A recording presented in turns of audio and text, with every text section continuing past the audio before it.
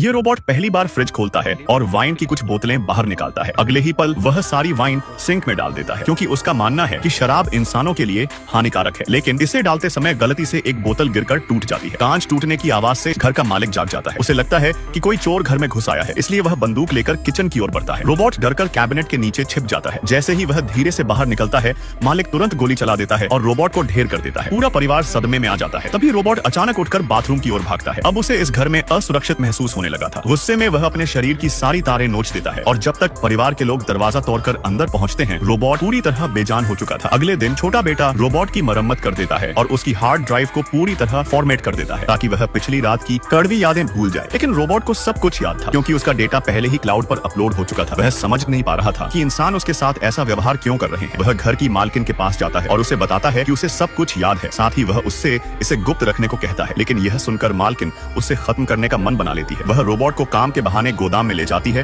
और मौका पाकर उस पर गोली चला देती है। उसे लगता है कि खेल खत्म हो गया, पर रोबोट फिर से खड़ा होकर हमला करता है। अंत में एक संघर्ष के बाद वह रोबोट को पूरी तरह नष्ट करने में कामयाब हो जाती है। दोबारा जीवित होने के डर से वह रोबोट को समुद्र की गहराइयों में फेंक देती है। लेकिन उसे नहीं पता था कि मरने से पहले रोबोट ने अपना सारा डेटा अपनी ही तरह के अन्य रोबोटों के साथ शेयर कर दिया है। अब दुनिया के सारे रोबोट इंसानों को अपना दुश्मन मानने लगे थे।